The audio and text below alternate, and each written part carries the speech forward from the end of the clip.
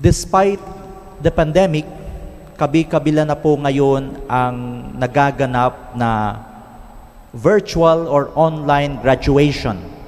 Thanks to live streaming, thanks to online classes, thanks to the adjustments by the universities or the schools, marami ho tayong graduate na senior high school and college graduates sa panahong ito. So allow me to focus this reflection on the senior graduate students, senior high graduates, and the college graduates with the question, what's next? Anong gagawin ko ngayon sa buhay? And the rest of us can also ride on this reflection with the general overarching question, what do I want to do in life? So marami sa mga kabataan natin ngayon, tatanungin nila ang kanilang sarili, tatanungin nila ang kanilang mga magulang, tatanungin nila ang isa't isa. Ano ba ang gagawin ko? Anong kurso ang kukuhanin ko? Anong landas ang tatahakin ko? And there will be many beautiful advices for them. There will be advices that are practical in nature. Hanapin mo kung saan yung uso na kurso ngayon, yung in demand, so that after you finish the course, immediately madali ka nang makakuha ng employment. The others would be family in nature. Huwag mong kalimutan yung family business natin, yung family identity natin. Kung kilala tayo bilang angkan ng mga abogado, angkan ng mga doktor, angkan ng mga inhinyero, edi sundan mo ang yapak ng iyong mga magulang. The others would be more free in allowing the students to decide. Ano pa yan? Saan ka ba masaya? Ano ba yung talento mo? Saan ka ba nahihilig? These advices, with all their particular contexts, are good. Basta walang maaapakan, basta hindi nakakasama sa iba, go to where your heart is. Go to where your family's service is. Go to where your happiness is. Go to where you will get employment. Punta ka kung saan ka yayaman. Basta wala kang maapakang tao, let it go, let it be. When I was young, and I was at this crossroads of my life, ako po ay nag-high school sa Mary Help of Christians High School Seminary.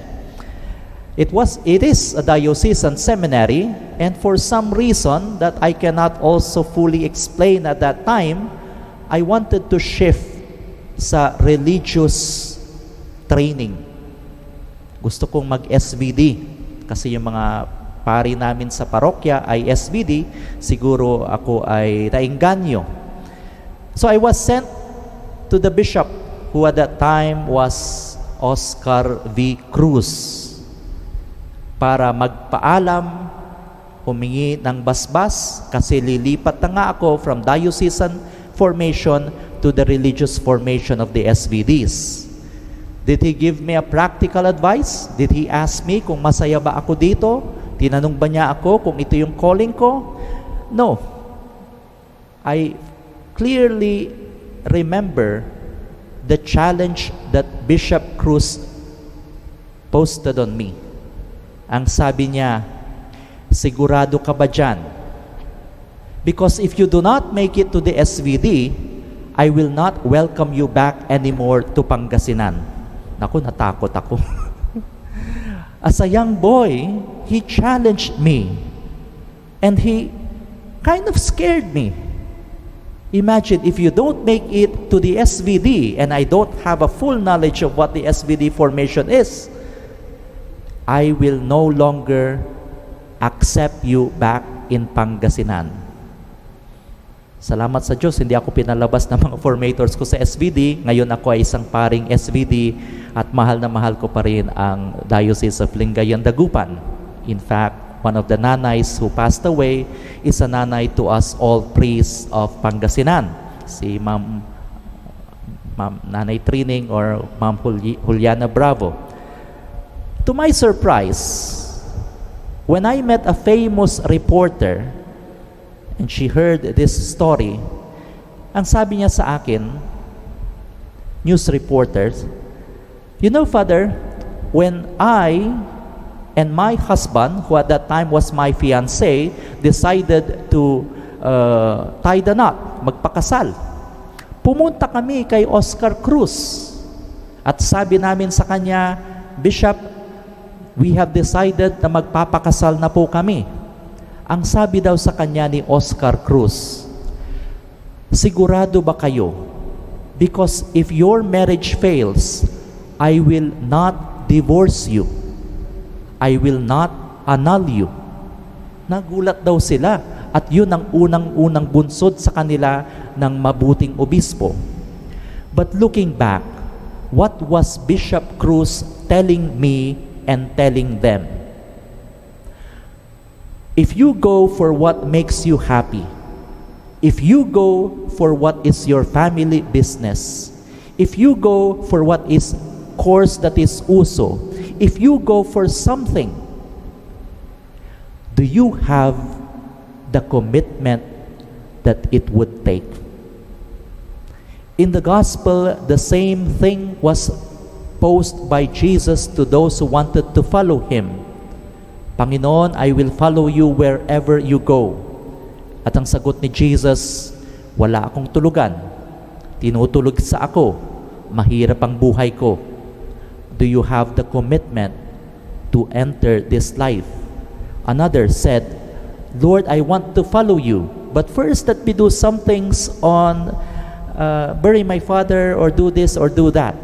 Ang sabi ng Panginoon, do you have the commitment to pursue what you are to pursue in the kingdom of God? My dear friends, I will be forever grateful to Bishop Cruz when he scared me that way, because I believe he gave me what needs to be told. Children, students will also be asking us the same questions. And there's nothing wrong if they follow their heart. There's nothing wrong if they follow their calculations. There's nothing wrong if they choose this or that path for as long as those paths are good. But they have also to be told, do you have the commitment to do this? At hindi lang ang ating mga kabataan ang gustong magpakasal, ang gustong magmadre, ang gustong mag-abroad, ang gustong magtrabaho, ang gustong gawin to, ang gustong gawin yan. We can do a lot of things in the kingdom of God. But we start with a question that Jesus lovingly but directly posed to those who want to follow Him. Do you have the commitment? Are you ready to give that commitment? Hindi biro ang mag-participate sa misyon ng Panginoon sa kaharian ng Panginoon. Hindi biro ang magpalaki ng anak. Hindi biro ang mag-atang ng responsibilidad. Hindi biro ang gumawa ng desisyon. Do you have the commitment? Because the Lord reminds us at the very start, please have the commitment to decide to follow the Lord. Let us all stand.